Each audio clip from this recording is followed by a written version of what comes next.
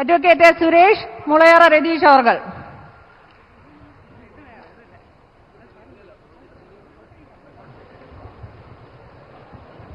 മോദിജി നമ്മെ അഭിസംബോധന ചെയ്ത് സംസാരിക്കുന്നു. ഇത് വിവർത്തനം ചെയ്തതിനായി സന്ദീപ് ജസ്പതി ക്ഷണിക്കുന്നു. भारत माता की भारत माता की जय. जय जय पद्मनाभ പത്മനാഭൻ തിരുവനന്തപുരത്തെ എന്റെ സഹോദരി സഹോദരന്മാരെ എല്ലാവർക്കും എന്റെ नमस्कार. चैत्र नवरात्रि के पावन अवसर पर आज मुझे पद्मनाभ स्वामी और माता भद्रकाली की धरती पर आने का अवसर मिला है. इस भूमि पर श्री नारायण गुरु जी, महात्मा अयंकाली जी और विद्याधि राजा का आशीर्वाद रहा है. कल मलयाली नववर्ष विशु का पर्व भी था. ऐसे शुभ समय में केरला की जनता का ये आशीर्वाद हमें मिल रहा है. ये आशीर्वाद केरला में नई शुरुआत का आशीर्वाद है. आपका ये विश्वास बता रहा है कि फिर एक बार मोदी सरकार, फिर एक बार मोदी सरकार, फिर एक बार, फिर एक बार, फिर एक बार मोदी सरकार, फिर एक बार मोदी सरकार. दूसरा मैं क्षमा चाहूंगा. एक तो मुझे आने में विलंब हुआ, दूसरा मंच पर जो प्रोटोकॉल थे उसको मैं निभा नहीं पाया. कई साथियों के साथ मेरा अन्याय हुआ होगा, वे सब मुझे क्षमा करें, क्योंकि मुझे अभी तमिलनाडु जाना है और वहां हेलीकॉप्टर उड़ेगा नहीं उड़ेगा ये चिंता का विषय होने के कारण मैं एकदम जल्दी में तुरंत आकर के मैंने माइक ले लिया. तो मंच के सभी लोग मुझे क्षमा करेंगे और आप सब भी क्षमा करेंगे. मेरे साथ बोलिए भारत माता की ജയ്. ചൈത്ര നവരാത്രിയുടെയും വിഷുവിന്റെയും ഈ പരിപാവന വേളയിൽ പത്മനാഭസ്വാമിയുടെയും മാതാ ഭദ്രകാളിയുടെയും ഒക്കെ നാട്ടിലെത്താൻ എനിക്ക് അവസരം ലഭിച്ചിരിക്കുകയാണ്. ഈ നാട്ടിലാണ് ശ്രീനാരായണ ഗുരുദേവന്റെയും മഹാത്മാ അയ്യൻകാളിയുടെയും വിദ്യാധിരാജ ചട്ടമ്പിസ്വാമികളുടെയും ഒക്കെ പാദസ്പർശമുണ്ടായത്, അനുഗ്രഹാശിസ്സുകൾ നിലനിൽക്കുന്നത്. ഇന്നലെയാണ് നമ്മൾ മലയാളികൾ പുതുവർഷമായ വിഷു ആഘോഷിച്ചത്. ഈ വിശേഷ അവസരത്തിന്റെ അനുഗ്രഹം നമുക്കെല്ലാവർക്കുമുണ്ട്. ഇതൊരു പുതിയ തുടക്കത്തിനുള്ള അനുഗ്രഹമാണ്. ഇത് മാറ്റത്തിനുള്ള ആശീർവാദമാണ്. ഈ വിശേഷവേളയിൽ നാം എല്ലാവരും ഒരുമിച്ച് ചേർന്ന് പറയുകയാണ്, ഒരിക്കൽ കൂടി മോദി സർക്കാർ എന്നതാണ് ഈ അനുഗ്രഹം. എന്നോട് നിങ്ങൾ എല്ലാവരും ക്ഷമിക്കണം, ഞാൻ വളരെ താമസിച്ചാണ് ഇവിടെ എത്തിയിരിക്കുന്നത്. അതോടൊപ്പം തന്നെ സദസ്സിൽ സഹപ്രവർത്തകരൊരുക്കിയ സ്വീകരണങ്ങളൊക്കെ ഏറ്റുവാങ്ങുന്നതിനും എനിക്ക് സാധിച്ചിട്ടില്ല. കാരണം ഉടൻ തന്നെ എനിക്ക് തമിഴ്നാട്ടിലെ മറ്റൊരു പരിപാടിയിലേക്ക് പോകേണ്ടതുണ്ട്. അവിടെ ഹെലികോപ്റ്റർ ഇറങ്ങുമോ ഇല്ലയോ എന്നുള്ള കാലാവസ്ഥ പ്രയാസങ്ങളൊക്കെ ഉള്ളതുകൊണ്ട് വളരെ പെട്ടെന്ന് ചടങ്ങുകളിലേക്ക് നീങ്ങുകയാണ്. साथियों, इस शुभ माहौल में कल दिल्ली में बीजेपी ने अपना संकल्प पत्र जारी किया है. बीजेपी का संकल्प पत्र यानी मोदी युडे गारंटी. मोदी युडे गारंटी नेक्स्ट 5 इयर्स में Bharat world third largest economy बनेगा. मोदी युडे guarantee Bharat world class infrastructure का सेंटर बनेगा. मोदी युडे गारंटी भारत स्पेस सेक्टर में गगनयान जैसी मॉन्यूमेंटल अचीवमेंट्स हासिल करेगा. मोदी युडे गारंटी पीएम किसान सम्मान निधि का पैसा किसानों को मिलना जारी रहेगा. और इस सबके साथ ही गरीबों के लिए 3 करोड़ नए घर भी बनेंगे।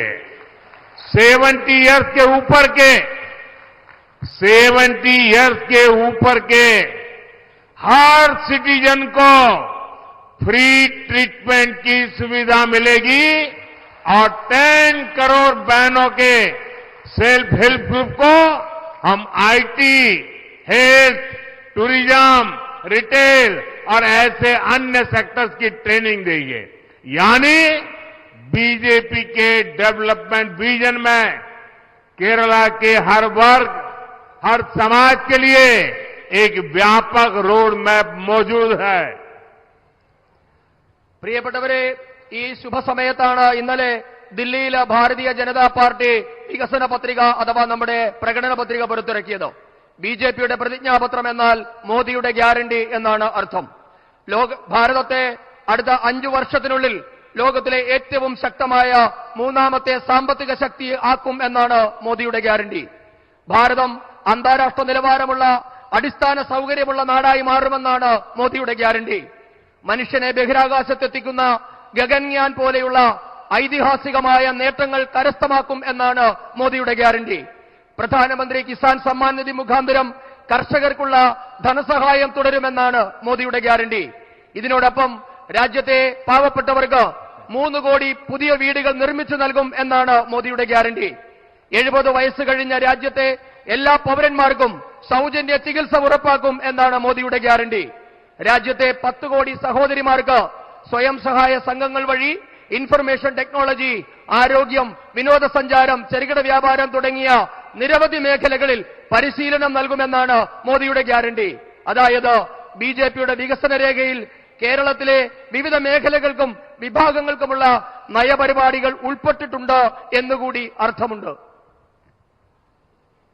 साथियों, सबसे पहले तो इधर उधर जहां मेरी नजर जा रही है, छोटी छोटी गुड़िया सब वेव कर रही है। मेरा इन सभी गुड़िया को बहुत बहुत आशीर्वाद। सुनाई नहीं दे रहा है? ഈ സദസ്സില് നിരവധി കൊച്ചുകുട്ടികളെ കാണാനാകുന്നുണ്ട്. അവരെല്ലാവരും എന്റെ വരവ് പ്രതീക്ഷിച്ചിരുന്നതാണ്. നിങ്ങൾക്ക് എല്ലാവർക്കും എന്റെ നമസ്കാരം. अब आप लोग बैठिए। आप लोगों ने कई समय से हाथ हिला रहे हैं, बैठिए। അവിടെ നിൽക്കുന്ന ആൾക്കാർ കുറെ സമയമായി നിൽക്കുന്ന എല്ലാവരും അവിടെ ഇരിക്കണമെന്ന് അഭ്യർത്ഥിക്കുകയാണ്. നിൽക്കുന്ന ആൾക്കാരെല്ലാവരും.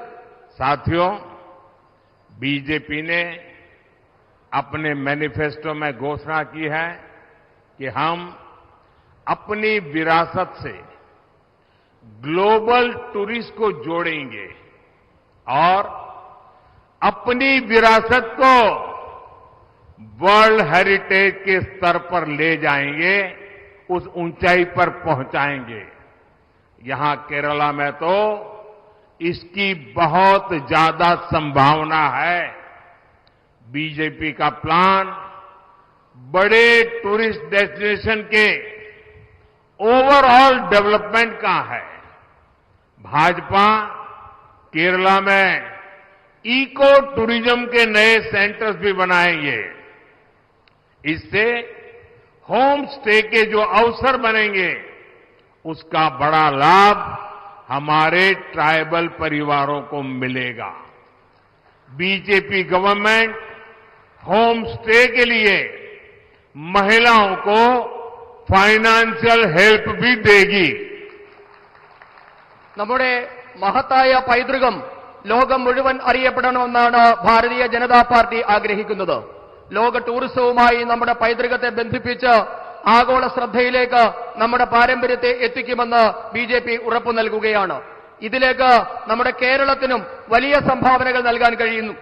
നമ്മുടെ വിനോദസഞ്ചാര കേന്ദ്രങ്ങളുടെ സമഗ്ര വികസനമാണ് ഭാരതീയ ജനതാ പാർട്ടിയുടെ ലക്ഷ്യം. ഭാരതീയ ജനതാ പാർട്ടി കേരളത്തിൽ പാരിസ്ഥിതിക സൗഹൃദ ടൂറിസം കേന്ദ്രങ്ങൾ വികസിപ്പിക്കും. ഇതിൽ ഹോം സ്റ്റേകൾക്ക് വലിയ പ്രാധാന്യമുണ്ടാവും. ഇത് നമ്മുടെ വനവാസി കുടുംബങ്ങൾക്ക് ഏറെ പ്രയോജനപ്പെടുന്നതാണ് എന്ന് നിങ്ങൾക്കറിയാം. അടുത്ത ഭാരതീയ ജനതാ പാർട്ടിയുടെ സർക്കാർ ഹോം സ്റ്റേകൾ തുടങ്ങാൻ നമ്മുടെ വനിതകൾക്ക് സാമ്പത്തികമായ സഹായം നൽകുന്നതാണ്. साथियों, बीजेपी ने अपने मैनिफेस्टो में संकल्प लिया है, हम कोस्टलाइन प्रोटेक्शन के लिए काम करेंगे. ये केरला के मेरे फिशरमैन साथियों को बहुत फायदा पहुंचाएगा. इनकी आजीविका को जो एलडीएफ, यूडीएफ ने पिछले वर्षों में बर्बाद किया है, उसे हम बचाने का भरपूर प्रयास करेंगे. हम फिशरीज के प्रोडक्शन और प्रोसेसिंग के लिए नए क्लस्टर्स बनाएंगे. हम केरला के फिशरमैन परिवारों की क्वालिटी ऑफ लाइफ सुधारेंगे, उनकी डिग्निटी बढ़ाने के लिए काम करेंगे. രാജ്യത്തിന്റെ തീരപ്രദേശങ്ങളുടെ സുരക്ഷ ഉറപ്പുവരുത്തുന്നതാണ് ബിജെപിയുടെ പ്രകടന പത്രിക. ഇത് കേരളത്തിലെ മത്സ്യത്തൊഴിലാളി സഹോദരങ്ങൾക്ക് ഏറെ പ്രയോജനം ചെയ്യുന്ന കാര്യമാണ്. നമ്മുടെ മത്സ്യത്തൊഴിലാളി സഹോദരങ്ങളുടെ ജീവിതം ഇടതു വലതു മുന്നണികളുടെ ഭരണം തകർത്ത തരിപ്പണമാക്കി. അവരുടെ ജീവിതം ബിജെപി വീണ്ടെടുക്കും, അവരെ രക്ഷിക്കുമെന്ന് ഉറപ്പു നൽകുകയാണ്. കേരളത്തിലെ മത്സ്യത്തൊഴിലാളി സഹോദരങ്ങളുടെ ജീവിത നിലവാരം ഉയർത്താൻ ഭാരതീയ ജനതാ പാർട്ടി പ്രതിജ്ഞാബദ്ധമാണ്. ഒപ്പം അവരുടെ അന്തസ്സും ആത്മാഭിമാനവും സംരക്ഷിക്കാനുള്ള നടപടികളും ബിജെപി സ്വീകരിക്കും.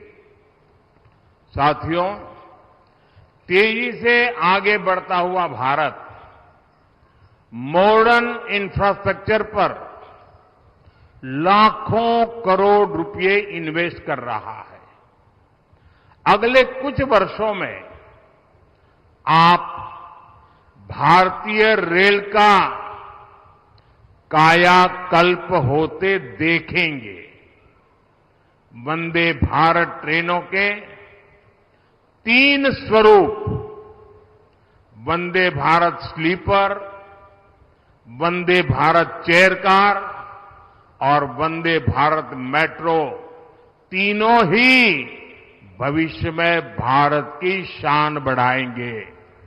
अब बीजेपी ने अपने मैनिफेस्टो में एक और बड़ी घोषणा की है. आप जानते हैं,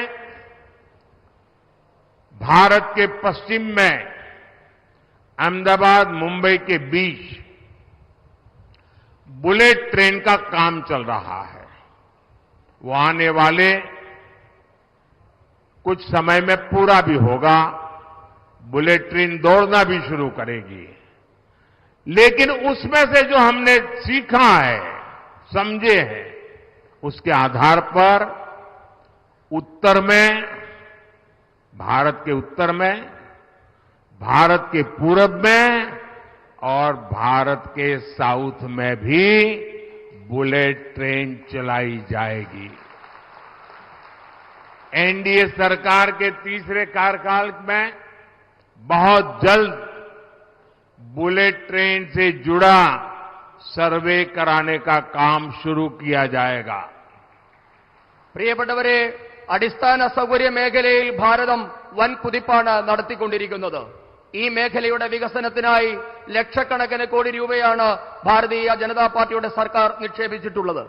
വരാനിരിക്കുന്ന വർഷങ്ങൾ നമ്മളുടെ റെയിൽവേയുടെ പുനരുജ്ജീവനത്തിനാകും നാം സാക്ഷ്യം വഹിക്കാൻ പോവുക. നിങ്ങൾക്കറിയാം, ഇപ്പോൾ നമ്മുടെ നാട്ടിൽ കൂടി ഓടിക്കൊണ്ടിരിക്കുന്ന വന്ദേ ഭാരത് ട്രെയിനുകൾ അത് 3 രീതിയിലും, അതായത് സ്ലീപ്പർ ക്ലാസുകൾ, രാത്രിയിൽ കിടന്നു പോകാനുള്ള സൗകര്യത്തോടു കൂടിയുള്ള വന്ദേ ഭാരത്, പകൽ ഇരുന്നു പോകാനുള്ള ചെയർകാർ സൗകര്യം മാത്രമുള്ള വന്ദേ ഭാരത്, അതോടൊപ്പം തന്നെ മെട്രോകളിൽ ഓടുന്ന വന്ദേ ഭാരത്, ഇങ്ങനെ 3 രീതിയിലും വന്ദേ ഭാരത് ഇനി മുതൽ സർവീസ് നടത്തുമെന്ന് ഞാൻ നിങ്ങൾക്ക് ഉറപ്പു നൽകുകയാണ്. ഇത് ഭാരതത്തിന്റെ ഭാവിയെ തന്നെ മാറ്റിമറിക്കാൻ പോകുന്ന തീരുമാനമാകും. ഇതിലും വലിയൊരു തീരുമാനം നമ്മുടെ പ്രകടന പത്രികയിൽ നാം ഉൾപ്പെടുത്തിയിട്ടുണ്ട്. അത് ബുള്ളറ്റ് ട്രെയിനിനെ സംബന്ധിച്ചാണ്. നിങ്ങൾക്കറിയാം, ഇപ്പോൾ തന്നെ ഭാരതത്തിന്റെ പടിഞ്ഞാറ് ഭാഗത്ത് അഹമ്മദാബാദിനെയും മുംബൈയെയും ബന്ധിപ്പിച്ചുകൊണ്ട് ബുള്ളറ്റ് ട്രെയിനിന്റെ പണി നടക്കുകയാണ്. അത് ഉടൻ തന്നെ കമ്മീഷൻ ചെയ്യാനാകുമെന്നാണ് പ്രതീക്ഷിക്കുന്നത്. എന്തായാലും നമ്മുടെ ദക്ഷിണേന്ത്യയെയും ഉത്തരേന്ത്യയെയും കിഴക്കൻ ഇന്ത്യയെയും പടിഞ്ഞാറൻ ഇന്ത്യയും എല്ലാം ബന്ധിപ്പിച്ചുകൊണ്ട് ബുള്ളറ്റ് ട്രെയിനുകൾ തുടങ്ങുമെന്ന് ഞാൻ ഇതാ പ്രഖ്യാപിക്കുകയാണ്.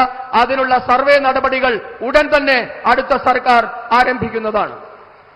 साथियों, केरला का विकास वही पार्टी कर सकती है जिसकी अपनी विश्वसनीयता हो, जिसकी अपनी क्रेडिबिलिटी हो।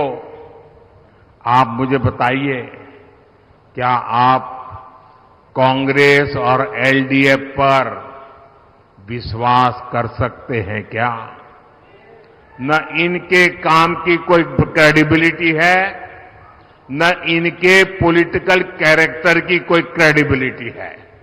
ये लोग केरला में आपस में सबसे बड़े दुश्मन की तरह लड़ते हैं, लेकिन दिल्ली में यही कांग्रेस और लेफ्ट दोस्ती बढ़ाने के लिए मीटिंग करते रहते हैं।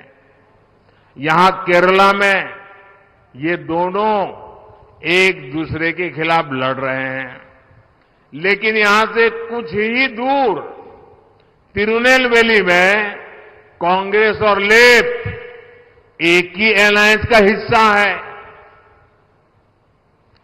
പ്രിയപ്പെട്ടവരെ, വിശ്വസ്തതയും പറയുന്ന കാര്യങ്ങൾ ചെയ്തു കാണിക്കുന്ന പ്രസ്ഥാനങ്ങൾക്ക് മാത്രമേ കേരളത്തിന്റെ വികസനം യാഥാർത്ഥ്യമാക്കാൻ സാധിക്കൂ. ഇക്കാര്യത്തിൽ നമ്മെ ഇത്രനാളും ഭരിച്ച ഇടത് വലത് മുന്നണികളെ വിശ്വസിക്കാൻ പറ്റുമോ എന്ന് നിങ്ങൾ തന്നെ പറയണം, നിങ്ങൾ തന്നെ ചിന്തിക്കണം. ഇവരുടെ ഇടതുപക്ഷത്തെയും വലതുപക്ഷത്തിന്റെയും വാക്കിലും പ്രവൃത്തിയിലും മാത്രമല്ല, അവരുടെ നേതാക്കളുടെ സ്വഭാവത്തിലും നയങ്ങളിലും പോലും വിശ്വാസ്യതയില്ല എന്ന് നമുക്കറിയുന്നതാണ്. ഇവർ നമ്മുടെ മുൻപിൽ ശത്രുതയോടെ പരസ്പരം പോരടിക്കുന്നതായി അഭിനയിക്കുകയാണ്. എന്നാൽ ഇവർ ദില്ലിയിലെത്തിയാൽ സൗഹൃദം ഊട്ടിയുറപ്പിക്കാനുള്ള യോഗങ്ങൾ നടത്തുകയാണ്. ഇവിടെ തിരുവനന്തപുരത്ത് ഇവർ പരസ്പരം മത്സരിക്കുകയാണ്. പക്ഷേ ഏതാനും കിലോമീറ്റർ കൂടി സഞ്ചരിച്ച് തിരുനെൽവേലിയിലെത്തിയാൽ ഇവർ ഒരു മുന്നണിയുടെ ഭാഗമാണ്, ഇവർ ഒറ്റക്കെട്ടാണ്. साथियों, कांग्रेस और लेफ्ट की विश्वसनीयता इतने ही दशकों तक सरकार चलाने के बाद भी इनके पास गिनाने के लिए अपने काम नहीं है। ये जनता के बीच में जाते हैं और झूठ बोलकर केंद्र सरकार की योजनाओं का क्रेडिट खाने का प्रयास करते हैं। यहां तो बारी बारी से यूडीएफ, एलडीएफ की सरकार रही है। मैं इनका रिपोर्ट कार्ड आपको बताता हूं। आज केरला में वर्कला और नेडुमंगाल जैसी जगहों में ड्रग्स का खुला कारोबार फैल रहा है। ड्रग्स माफियाओं को संरक्षण मिल रहा है। केरला के युवाओं का भविष्य में खत्म किया जा रहा है। इसका क्रेडिट किसका है? ये पाप के लिए जिम्मेवार कौन है? പ്രിയപ്പെട്ടവരെ, ദശാബ്ദങ്ങളോളം കേരളത്തെ മാറി മാറി ഭരിച്ചിട്ടും ഇടത് വലത് മുന്നണികൾക്ക് എടുത്തു പറയാൻ തക്ക നേട്ടങ്ങൾ ഒന്നുമില്ല എന്നതാണ് ഇവരുടെ വിശ്വസനീയത. പകരം അവരിപ്പോൾ കേന്ദ്ര സർക്കാരിന്റെ പദ്ധതിയുടെ പിതൃത്വം ഏറ്റെടുക്കാൻ ജനങ്ങളോട് കള്ളം പറയുകയാണ്. ഇവിടെ മാറി മാറി ഭരിച്ച രണ്ട് മുന്നണികളുടെയും പ്രോഗ്രസ് റിപ്പോർട്ട് ഇപ്പോൾ ഞാൻ നിങ്ങളോട് പറയാം. നമ്മുടെ വർക്കലയും നെടുമങ്ങാടും പോലുള്ള പ്രദേശങ്ങൾ പോലും മയക്കുമരുന്ന് മാഫിയയുടെ പിടിയിലായിരിക്കുന്നു. മയക്കുമരുന്ന് മാഫിയകൾക്ക് സർക്കാരിന്റെ സംരക്ഷണം കിട്ടുകയാണ്. കേരളത്തിലെ യുവാക്കളുടെ ഭാവി അപകടത്തിലാണ്, അവരുടെ ഭാവി അസ്തമിക്കുകയാണ്. ആർക്കാണ് ഇതിന്റെ ക്രെഡിറ്റ്? आज केरला के कई हिस्सों में पानी का संकट पैदा हो चुका है। लोगों को पीने का पानी नहीं मिल रहा है। इस पाप के लिए कौन जिम्मेवार? इसका क्रेडिट किसको जाता है? आज केरला की कॉयर इंडस्ट्री बंद होने की कगार पर है। कॉयर इंडस्ट्री के वर्कर्स के आगे जीवन यापन का संकट है। इस पाप के लिए कौन जिम्मेवार? इसका क्रेडिट कौन लेगा?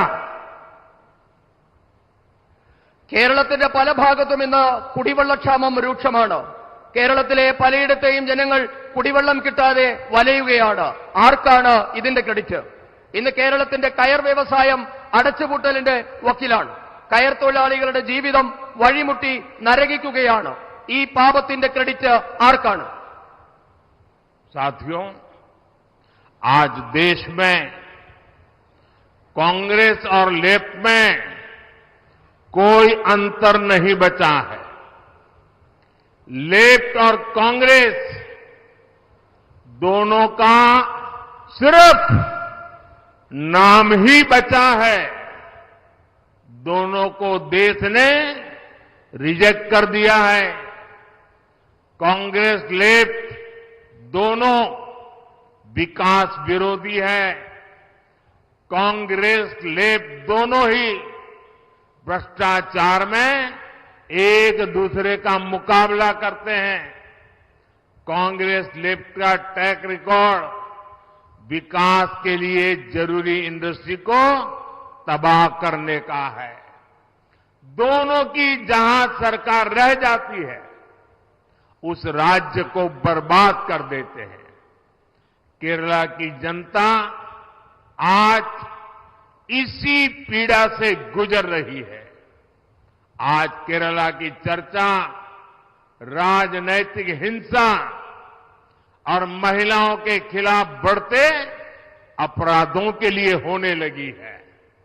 പ്രിയപ്പെട്ടവരെ, ഇന്ന് രാജ്യത്തെ കോൺഗ്രസ് പാർട്ടിയും കമ്മ്യൂണിസ്റ്റ് പാർട്ടിയും തമ്മിൽ ഒരു വ്യത്യാസവുമില്ല എന്ന സ്ഥിതിയാണ്. ഇന്ന് രണ്ടുപേർക്കും അവരവരുടെ പേരുകൾ മാത്രമാണ് സ്വന്തമായിട്ടുള്ളത്. രണ്ടുപേരെയും രാജ്യം തിരസ്കരിച്ചതാണ്. കോൺഗ്രസുകളും കമ്മ്യൂണിസ്റ്റുകളും വികസന വിരോധികളാണ്. രണ്ടുപേരും അരാജകത്വവാദികളാണ്. ഇന്ന് ഈ രണ്ട് മുന്നണികളും അഴിമതിയുടെ കാര്യത്തിൽ പരസ്പരം മത്സരിക്കുകയാണ്. വികസനത്തിന് അത്യന്താപേക്ഷിതമായ വ്യവസായങ്ങളെ തകർത്തെറിഞ്ഞ ചരിത്രമാണ് രണ്ടു കൂട്ടർക്കുമുള്ളത്. ഇവർ രണ്ടുപേരും എവിടെയൊക്കെ ഭരണത്തിൽ ഇരുന്നിട്ടുണ്ടോ ആ സംസ്ഥാനങ്ങളെയെല്ലാം തകർത്തെറിഞ്ഞവരാണ്. ഇന്ന് നമ്മുടെ കൊച്ചു കേരളവും സമാനമായ അവസ്ഥയിലൂടെ അതേ വേദനയിലൂടെ കടന്നുപോവുകയാണ്. ഇന്ന് കേരളത്തെ പറ്റിയുള്ള ചർച്ചകൾ കേന്ദ്രീകരിക്കുന്നത് രാഷ്ട്രീയ കൊലപാതകത്തെപ്പറ്റിയും സ്ത്രീകൾക്ക് നേരെയുള്ള അതിക്രമത്തെപ്പറ്റിയുമാണ്. साथियों, पहले कांग्रेस और अब एलडीएफ की सरकारों ने केरला को अपनी लूट और भ्रष्टाचार के अड्डे के तौर पर इस्तेमाल किया। एक ऐसी सरकार है जिस पर खुद गोल्ड स्मगलिंग में संलिप्त होने स्मगलर्स को संरक्षण देने के आरोप लगते हैं। गोल्ड स्मगलिंग स्कैम में अपराधियों को बचाने के लिए पूरी सरकार लगी हुई है। പ്രിയപ്പെട്ടവരെ, ആദ്യം കോൺഗ്രസ്, ഇപ്പോൾ ഇടതുമുന്നണി, രണ്ട് സർക്കാരുകളും മാറി മാറി കേരളത്തെ കൊള്ളയടിക്കാനും അഴിമതി നടത്താനുള്ള താവളമായി അവരുടെ കേന്ദ്രമായി മാറ്റിയിരിക്കുകയാണ്. ഇന്ന് കേരളം ഭരിക്കുന്ന സർക്കാർ ദിവസവും സ്വർണ്ണക്കടത്ത് നടത്തുന്നവരെ സംരക്ഷിക്കുന്നു എന്ന ആരോപണം നേരിടുന്ന സർക്കാരാണ്. സ്വർണ്ണക്കടത്തുകാരെ, അതിൽ കുറ്റം ചെയ്തവരെ സംരക്ഷിക്കാൻ മുഴുവൻ സർക്കാർ സംവിധാനങ്ങളും ഇവിടെ ദുരുപയോഗപ്പെടുത്തുകയാണ്. साथियों, केरला में गरीबों, मजदूरों, महिलाओं, गल्फ से लौटे लोगों के पैसे की खुलेआम लूट हो रही है। केरला में 300 से ज्यादा, मैं बहुत गंभीरता से बात बता रहा हूं, 300 से ज्यादा कोऑपरेटिव बैंक है और इनके पास केरला के गरीबों के, केरल के मध्यम वर्ग के लोगों के करीब करीब 1 लाख करोड़ रुपए जमा है। इन 300 बैंक में 1 लाख करोड़ रुपया आप लोगों का जमा है। सीपीएम के करप्शन की वजह से ये पैसा खतरे में पड़ा हुआ है। कितने ही कोऑपरेटिव बैंकों में सीपीएम के सदस्यों द्वारा गरीबों का पैसा लूट लिया गया है। പ്രിയപ്പെട്ടവരെ, ഇന്ന് കേരളത്തിലെ സാധാരണക്കാരുടെ, ദരിദ്രരായിട്ടുള്ളവരുടെ, സ്ത്രീകളുടെ ഒക്കെ പണം മോഷ്ടിക്കപ്പെടുകയാണ്. കേരളത്തിൽ ഏകദേശം 300ഓളം സഹകരണ ബാങ്കുകളിൽ കൂടി 1 ലക്ഷം കോടി രൂപയുടെ കൊള്ളയാണ് ഈ ബാങ്കുകൾ ഭരിക്കുന്ന സിപിഎം നടത്തിയിട്ടുള്ളത്. വനിതകളുടെ, കർഷകരുടെ, ദരിദ്രരുടെ ഒക്കെ നമ്മെ പോലെയുള്ള സാധാരണക്കാരുടെ 1 ലക്ഷം കോടി രൂപയാണ് സിപിഎം ഭരിക്കുന്ന ബാങ്കുകൾ കൊള്ളയടിക്കുന്നത്. സിപിഎം എത്രയൊക്കെ ബാങ്കുകൾ ഭരിക്കുന്നുണ്ടോ അവിടെയെല്ലാം കൊള്ള നടക്കുന്നു എന്നതാണ് അവസ്ഥ. इस करप्शन में सीपीएम के नेताओं को जो रिश्वत मिली है वो भी सैकड़ों करोड़ रुपए में है। जैसे अकेले त्रिशूर में ही 80 से ज्यादा अघोषित खातों में 25 करोड़ रुपए की रिश्वत जमा है। अकेले त्रिशूर के सीपीएम जिला सचिव के नाम पर 100 से ज्यादा प्रॉपर्टी खरीदी गई है। जब एक स्थान का ये हाल है तो हम बाकी केरला का अंदाज लगा सकते हैं। Cochin minerals and rutile limited से जुड़े एक और घोटाले में आरोपियों ने सीधे मुख्यमंत्री और उनकी बेटी तक को रिश्वत दिए जाने की बात स्वीकार की है। इस केस की जांच ना हो, इसके लिए केरला सरकार पूरी ताकत लगा रही है। പ്രിയപ്പെട്ടവരെ, സിപിഎമ്മിന്റെ ഭരണത്തിലിരിക്കുന്ന ബാങ്കുകൾ നൂറുകണക്കിന് കോടി രൂപയാണ് അഴിമതിയിലൂടെ നടത്തുന്നത്. തൃശൂരിൽ മാത്രം 80ലധികം ബാങ്കുകളിലാണ് അഴിമതി നടത്തിയിട്ടുള്ളത്. തൃശൂരിലെ സിപിഎമ്മിന്റെ ജില്ലാ സെക്രട്ടറിയുടെ പേരിൽ മാത്രം 100 കോടിയിലധികം രൂപയുടെ സ്വത്ത് അഴിമതിയിൽ കൂടി സമ്പാദിക്കപ്പെട്ടു എന്നാണ് ആരോപണം ഉയർന്നിട്ടുള്ളത്. അതോടൊപ്പം തന്നെയാണ് പുതിയതായി ഉയർന്നു വന്ന മറ്റൊരു അഴിമതി ആരോപണം, KMRLന്റെ അതുമായി ബന്ധപ്പെട്ട അഴിമതി. ഇതിൽ മുഖ്യമന്ത്രിയും മുഖ്യമന്ത്രിയുടെ മകളുമാണ് ആരോപണ വിധേയരെന്ന് നമുക്ക് എല്ലാവർക്കും അറിയാം. ഈ കേസ് നരേന്ദ്രമോദി സർക്കാർ ഇടപെട്ടിട്ടില്ലായിരുന്നു എങ്കിൽ പുറം ലോകം അറിയാതെ പോകുമായിരുന്നു. केरला में इन स्कैम्स की वजह से हजारों परिवारों का जीवन दांव पर लग गया है। यहां सीपीएम के मुख्यमंत्री लगातार झूठ बोल रहे हैं कि कोऑपरेटिव स्कैम के पीड़ितों को उनका पैसा वापस मिलेगा, दोषियों पर कार्रवाई होगी। ये आपका सेवक मोदी है जो सख्ती से इस केस की जांच करवा रहा है। अब तक स्कैम करने वालों की करीब 90 करोड़ रुपीस की संपत्ति अटैच हो गई है। मैं इस बारे में कानूनी सलाह ले रहा हूं कि कैसे जिन गरीबों ने बैंकों में पैसा रखा था और जिन लोगों का बैंकों में पैसा डूबा है, इनकी संपत्ति जब्त करके मैं वो पैसे इन गरीबों को वापस कैसे दूं, इस पर मैं काम कर रहा हूं।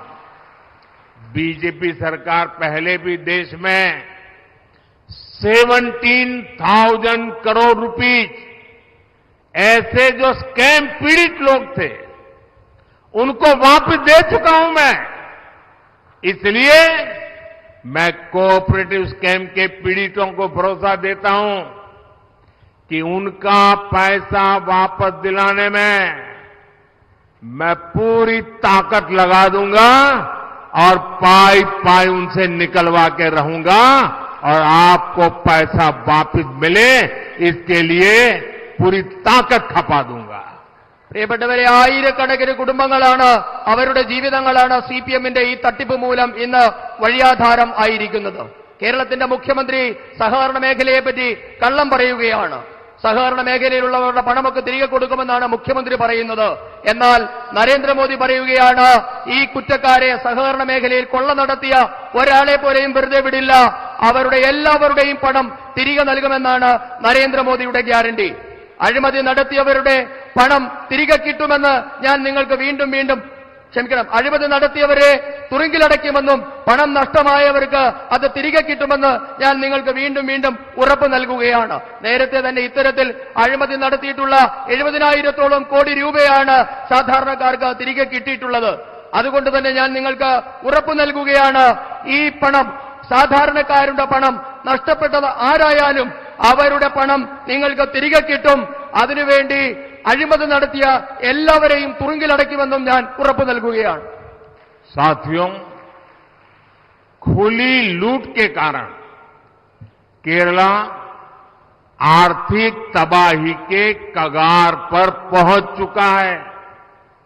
सरकारी खजाने खाली हो चुके हैं। राज्य सरकार के पास अपने कर्मचारियों को, पेंशनर्स को सैलरी देने के लिए पैसे नहीं है। केंद्र सरकार केरला के विकास के लिए जो पैसा भेजती है, उससे राज्य सरकार अपना कर्ज चुकाने में खर्च करती है। और ये लोग केंद्र सरकार पर झूठे आरोप लगाते हुए सुप्रीम कोर्ट गए और सुप्रीम कोर्ट ने ऐसी फटकार लगाई है कि उल्टे मुंह वापस दौड़ करके केरल पास वापस आ गए। सुप्रीम कोर्ट ने साफ कहा कि केरला में फाइनेंशियल क्राइसिस के लिए यहां की राज्य सरकार जिम्मेदार है। कांग्रेस हो या लेफ्ट, ये लोग केरला में मजबूत रहे तो केरला को तबाह करके ही मानेंगे, कुछ भी नहीं बचने देंगे। പ്രിയപ്പെട്ടവരെ, ഇത്തരത്തിലുള്ള കൊള്ളയടിക്കൽ മൂലമാണ് കേരളത്തിന്റെ സമ്പദ് വ്യവസ്ഥ ഇന്ന് തകർച്ചയുടെ വക്കിൽ എത്തി നിൽക്കുന്നത്. നമ്മുടെ സർക്കാരിന്റെ ഖജനാവ് കാലിയായിരിക്കുന്നു. ജീവനക്കാർക്ക് ശമ്പളവും പെൻഷനും പോലും നൽകാൻ കേരള സർക്കാരിന്റെ കയ്യിൽ പണമില്ല. കേരളത്തിന്റെ വികസനത്തിനായി കേന്ദ്രം നൽകുന്ന പണം ഇന്ന് കേരള സർക്കാർ കടം വീട്ടാൻ വേണ്ടി മാത്രം ചെലവഴിക്കുകയാണ്. പക്ഷേ കേന്ദ്രത്തിനെതിരെ വ്യാജ ആരോപണം ഉന്നയിച്ച് ഇവർ സുപ്രീം കോടതിയിൽ പോയ കാര്യം നിങ്ങൾക്ക് ഓർമ്മയുണ്ടാകും. അവിടെ കേരളത്തിന്റെ മുഖത്തടിച്ച പോലെയുള്ള തിരിച്ചടിയാണ് സുപ്രീം കോടതിയിൽ നിന്നും കേരള സർക്കാരിന് കിട്ടിയത്. കേരളത്തിന്റെ സാമ്പത്തിക പ്രതിസന്ധിക്ക് കാരണം കേരളം ഭരിക്കുന്നവരുടെ കാര്യക്ഷമതയില്ലായ്മയും അവരുടെ മാത്രവും കുഴപ്പമാണെന്നാണ് സുപ്രീം കോടതി വ്യക്തമായി പറഞ്ഞത്. പ്രിയപ്പെട്ടവരെ, ഒരു കാര്യം ഞാൻ നിങ്ങളോട് പറയാൻ ആഗ്രഹിക്കുന്നു. കേരളത്തിലെ ഇടതു വലതു മുന്നണികൾ ശക്തരായി തുടർന്നാൽ, അവർ ശക്തരായി നിലനിന്നാൽ കേരളം തകരുമെന്ന കാര്യം, കേരളത്തിന്റെ ഭാവി സുരക്ഷിതമല്ല എന്ന കാര്യം ഉറപ്പാണ്. साथियों, पिछले 10 इयर्स में मैंने देश में ईमानदार सरकार चलाकर दिखाई है। हमारी सरकार ने करप्शन पर भी कड़ी कार्रवाई की है। इसलिए ये करप्ट लोग मोदी को रोकने के लिए अलायंस बना रहे हैं, लेकिन मोदी इनसे डरने वाला नहीं है। 26 अप्रैल को कमल के बटन पर आपका एक वोट करप्शन के खिलाफ चल रहे इस आंदोलन को मजबूत करेगा, देश को करप्शन से मुक्ति दिलाएगा। പ്രിയപ്പെട്ടവരെ, കഴിഞ്ഞ 10 വർഷക്കാലം ഞാൻ ഈ രാജ്യത്തെ സത്യസന്ധമായി നയിച്ചു. അഴിമതി അവസാനിപ്പിക്കാൻ നിരവധി നടപടികളാണ് കേന്ദ്ര സർക്കാർ സ്വീകരിച്ചത്. അതുകൊണ്ടാണ് ഈ അഴിമതി പാർട്ടികൾ നരേന്ദ്രമോദിയെ ചെറുക്കാൻ സഖ്യമുണ്ടാക്കി മത്സരിക്കുന്നത്. എന്നാൽ ഞാൻ ഒരു കാര്യം പറയാൻ ആഗ്രഹിക്കുന്നു, ഈ അഴിമതിക്കാരെ ഭയക്കുന്ന ആളല്ല നരേന്ദ്രമോദി. ഞാൻ അഴിമതിക്കാരോട് ഒരു വിട്ടുവീഴ്ചയും ചെയ്യില്ല. ഈ മാസം 26-ാം തീയതി നടക്കുന്ന തെരഞ്ഞെടുപ്പിൽ നിങ്ങൾ താമര അടയാളത്തിൽ ചെയ്യുന്ന ഓരോ വോട്ടും ഇന്ന് ഈ രാജ്യത്ത് അഴിമതിക്കെതിരായി നടക്കുന്ന മുന്നേറ്റത്തിന് കരുത്തു പകരുന്നതാണ്, രാജ്യത്തെ അഴിമതി വിമുക്തമാക്കാൻ സഹായിക്കുന്നതാണ്. साथियों, बीजेपी ने कोल्लम से श्री कृष्ण कुमार जी को अपना उम्मीदवार बनाया है। उनके लोकसभा सेवा के कार्यों और लोकप्रियता से आप भलीभांति परिचित हैं। बीजेपी ने तिरुअनंतपुरम से मेरे मित्र भाई राजीव चंद्रशेखर और एटिंगल लोकसभा से हमारे पुराने साथी वी मुरलीधरन को प्रत्याशी बनाया है। इन दोनों लोगों ने अपनी शिक्षा और योग्यता से साथ देश में अलग पहचान बनाई हुई है। केरला का सम्मान बढ़ाया इन लोगों ने। मुरलीधरन जी ने विदेश राज्य मंत्री के तौर पर देश विदेश में अपनी प्रतिभा को साबित किया है। वैश्विक संकट के कई मौकों पर इन्होंने केरला और देश के लोगों को वापस भारत लाने के लिए बहुत काम किया है। राजीव जी आईटी सेक्टर, सेमीकंडक्टर और ऐसे महत्वाकांक्षी क्षेत्रों को आगे बढ़ाने के काम में लगे हैं। इन तीनों को दिया गया आपका हर वोट केरला के विकास की नींव रखेगा। आप पर एक और जिम्मेदारी मेरी तरफ से है। आप केरला के घर घर जाकर के मोदी जी के प्रणाम जरूर पहुंचाइए। പ്രിയപ്പെട്ടവരെ, ഭാരതീയ ജനതാ പാർട്ടി കൊല്ലത്ത് ശ്രീ ജി കൃഷ്ണകുമാറിനെയാണ് സ്ഥാനാർത്ഥിയാക്കിയിട്ടുള്ളത്. അദ്ദേഹത്തിന്റെ ജനപ്രിയതയും സേവന മനോഭാവവുമൊക്കെ നിങ്ങൾക്ക് അറിവുള്ളതാണ്. തിരുവനന്തപുരത്ത് എന്റെ സഹപ്രവർത്തകൻ രാജീവ് ചന്ദ്രശേഖറും ആറ്റിങ്ങലിൽ എന്റെ പഴയകാലം മുതലുള്ള സുഹൃത്തായ ശ്രീ വി മുരളീധരനുമാണ് ഭാരതീയ ജനതാ പാർട്ടിയുടെ സ്ഥാനാർത്ഥികൾ. ഇവർ രണ്ടുപേരും അവരവരുടെ വിദ്യാഭ്യാസ യോഗ്യതയും കഴിവും കൊണ്ട് കേരളത്തിന്റെ അഭിമാനം വർദ്ധിപ്പിച്ചവരാണ്. മുരളീധരൻജി വിദേശകാര്യ സഹമന്ത്രി എന്ന നിലയിൽ രാജ്യത്തിന് അകത്തും പുറത്തും കഴിവ് തെളിയിച്ചിട്ടുള്ള ആളാണ്. വിദേശ രാഷ്ട്രങ്ങളിലുണ്ടായ പല പ്രതിസന്ധി ഘട്ടങ്ങളിലും കേരളത്തിലെയും മറ്റിടങ്ങളിലെയും ജനങ്ങളെ ഭാരതത്തിൽ തിരികെ എത്തിക്കാൻ കഠിനാധ്വാനം ചെയ്ത വ്യക്തി കൂടിയാണ് ശ്രീ രാജീവ് ജി. അദ്ദേഹം ഐടി, സെമി കണ്ടക്ടർ തുടങ്ങിയ പല മേഖലകളിലും പല മേഖലകളുടെയും വികസനത്തിന് വേണ്ടി നിരവധി സംഭാവനകൾ നൽകിയിട്ടുള്ള ഒരു പ്രതിഭയാണ്. ഇവർ മൂന്നുപേർക്കും നിങ്ങൾ നൽകുന്ന ഓരോ വോട്ടും കേരളത്തിന്റെ വികസനത്തിന് മുതൽക്കൂട്ടാകുമെന്ന് ഞാൻ ഉറപ്പു നൽകുകയാണ്. എനിക്ക് നിങ്ങളോട് ഒരു അഭ്യർത്ഥന കൂടിയുണ്ട്. ഞാൻ നിങ്ങളെ ഒരു ഉത്തരവാദിത്തം കൂടി ഏൽപ്പിക്കുകയാണ്. നിങ്ങൾ കേരളത്തിലെ ഓരോ വീടുകളിലും മോദിയുടെ സന്ദേശം, മോദിയുടെ ആശംസ എത്തിക്കണമെന്ന് ഞാൻ അഭ്യർത്ഥിക്കുകയാണ്. मेरे साथ बोलिए, भारत माता की जय। पूरी ताकत से बोलिए। आप नहीं बोलोगे तो चलेगा। भारत माता की, भारत माता की, भारत माता की। बहुत बहुत धन्यवाद।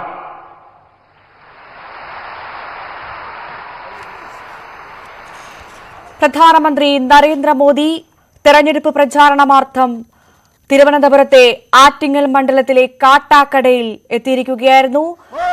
തെരഞ്ഞെടുപ്പ് സമ്മേളനത്തെ അഭിസംബോധന ചെയ്ത് സംസാരിക്കുകയായിരുന്നു പ്രധാനമന്ത്രി നരേന്ദ്രമോദി.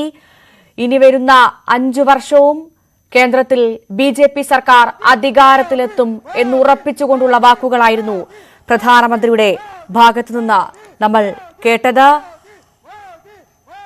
വലിയ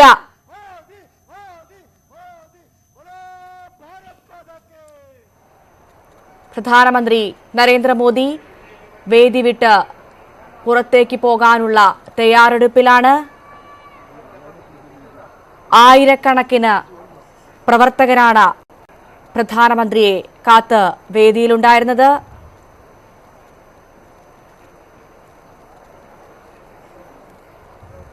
മലയാളത്തിലായിരുന്നു അദ്ദേഹത്തിന്റെ തുടക്കം. മലയാളത്തിൽ സംസാരിച്ചുകൊണ്ടാണ് അദ്ദേഹം വേദിയെ അഭിസംബോധന ചെയ്ത് തുടങ്ങിയത്. ശ്രീ പത്മനാഭസ്വാമിയുടെയും ഭദ്രകാളിയുടെയും നാട്ടിലെത്താൻ സാധിച്ചതിൽ തനിക്ക് അതിയായ സന്തോഷമുണ്ടെന്നും പ്രധാനമന്ത്രി പറഞ്ഞു. ഒരിക്കൽ കൂടി മോദി സർക്കാർ അധികാരത്തിൽ വരും, അതിന് എല്ലാവരുടെയും പിന്തുണയുണ്ടാവണമെന്നും പ്രധാനമന്ത്രി പറഞ്ഞു. BJP പുറത്തിറക്കിയ പ്രകടന പത്രികയാണ് മോദിയുടെ ഗ്യാരണ്ടി എന്ന് അദ്ദേഹം എടുത്തു പറയുകയുണ്ടായി.